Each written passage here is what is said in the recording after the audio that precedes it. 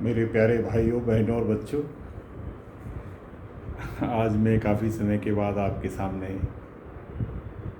अपना ये वीडियो लेकर आया हूँ।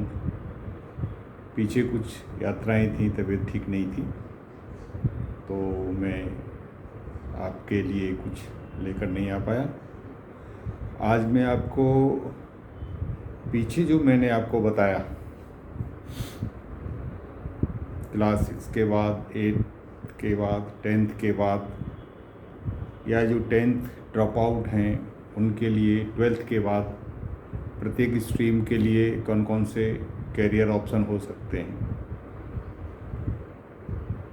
आज मैं आपको बताऊंगा कि 12th के बाद यदि आप मेरे द्वारा अवगत कराए गए किसी अच्छे कोर्स में प्रवेश नहीं पा पाते हैं, प्रोफेशनल कोर्स में, या जो मैं नहीं बता पाया हूँ ऐसे प्रोफेशनल कोर्स में भी आपने प्रयास किया और उसमें आप सफल नहीं हुए, तो भी आपको हताश होने की ज़रूरत नहीं है। बहुत सारे मौके हैं आपके लिए। आप अपना पढ़ाई का काम जारी रखिए। 12th के बाद आप साइंस स्ट्रीम में, कॉमर्स में, आर्ट्स में ग्रेजुएशन कर सकते हैं किसी अच्छे कॉलेज से, किसी अच्छी यूनिवर्सिटी से। उसके लिए भी एंट्रेंस एग्ज़ाम होते हैं।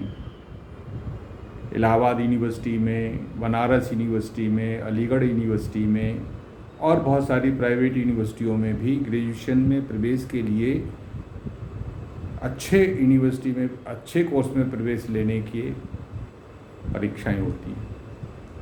कुछ यूनिवर्सिटियां 12th के परसेंटेज के आधार पर ग्रेजुएशन में प्रवेश लेती हैं, दिल्ली यूनिवर्सिटी।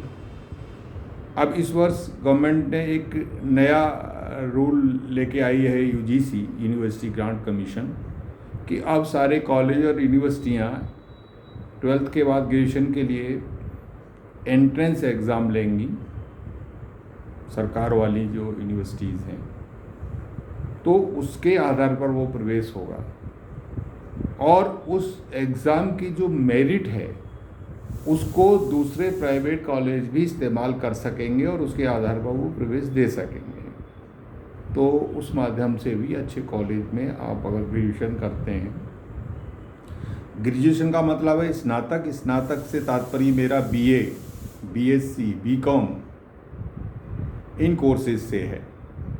तो आपके जो इंटरेस्ट के सब्जेक्ट हैं या 12th क्लास में जो आपने सब्जेक्ट पढ़े हैं उनमें से जो सब्जेक्ट आपको अच्छा लगता है उन विषयों के साथ आप ग्रेजुएशन कर सकते हैं। और ग्रेजुएशन के बाद तो अपार अवसर हैं, अपार, बहुत सारे अवसर हैं। आप ग्रेजुएशन के बाद रक्षा विभाग में भी, जल सेना, थल सेना, वायुसेना में कंबाइंड डिफेंस एकेडमी टेस्ट के माध्यम से जा सकते हैं। सर्विस, कंबाइंड डिफेंस सर्विस कहते हैं, सीडीएस जिसको, वो एग्ज़ाम होता है। बैंकों में प्रोविजनरी ऑफिसर के लिए एग्ज़ाम होते हैं, उसमें जा सकते हैं। और सेंट्रल आर्म फोर्सेस के लिए अच्छे अफसरों के लिए एग्ज़ाम होता है अलग से, उसमें जा सकते हैं। कर्मचारी चयन आयोग के माध्यम से बहुत सारे अच्छे पदों के लिए एग्ज़ाम होता है, उसमें जा सकते हैं। आप अच्छे इंस्टीट्यूशन से एमबीए कर सकते हैं ग्रेजुएशन के बाद, आईआईएम से, और बहुत सारे इंस्टीट्यूशन हैं जहाँ से आप एमबीए करके अच्छा करियर बढ़ा सकते हैं। और सबसे बड़ा जो एग्ज़ाम भारत देश में कहा जाता है, यूनियन पब्लिक सर्विस कमीशन द्वारा सिविल सर्विसेज का एग्ज़ाम, जिसके माध्यम से आप आईएएस, आईपीएस, आईएफएस इत्यादि बहुत सारे पदों पर चयन होता है, वहाँ जा सकते हैं। और आप अपनी प्रशासनिक क्षमताओं के द्वारा देश की, समाज की अच्छी सेवा कर सकते हैं और अच्छा करियर बना सकते हैं, तो वहाँ भी जा सकते हैं। इन सारे विषय के बारे में मैं अलग अलग, चूँकि ये बहुत बड़ा विशद विषय है तो एक वीडियो में मैं इसको कवर नहीं कर सकता। मैं आपके लिए स्टेप बाय स्टेप कैसे ग्रेजुएशन करेंगे और किस कैरियर को आगे आप लेकर जा सकते हैं आगे बढ़ सकते हैं उसके बारे में, कैरियर के हिसाब से, एग्ज़ाम्स के हिसाब से मैं आपको अगले वीडियोस में डिटेल में समझाने की कोशिश करूँगा।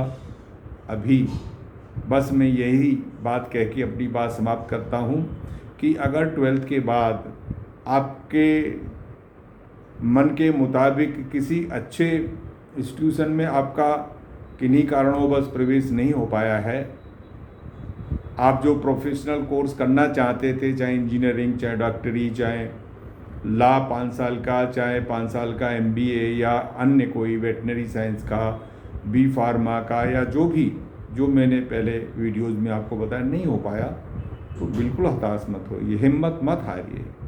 अब बहुत सारे कैरियर आपका इंतज़ार कर रहे हैं, उसकी तरफ देखिए और परिश्रम जारी रखिए, अध्ययन जारी रखिए, उसी से सफलता मिलेगी।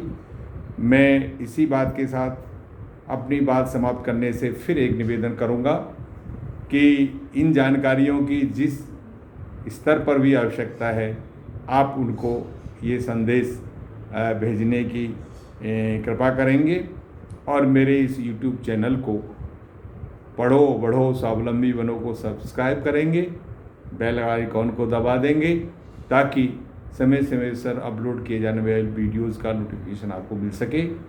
मैं इसी बात के साथ अपनी बात समाप्त करता हूँ। जय हिंद, जय भारत और सभी को यथायोग्य अभिवादन, प्रणाम, नमस्कार।